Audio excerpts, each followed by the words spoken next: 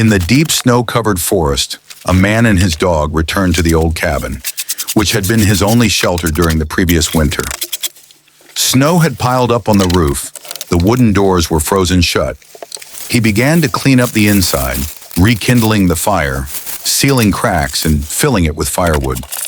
A blizzard was approaching, and he had to prepare for long days of isolation in the harsh nature. This was more than just a return.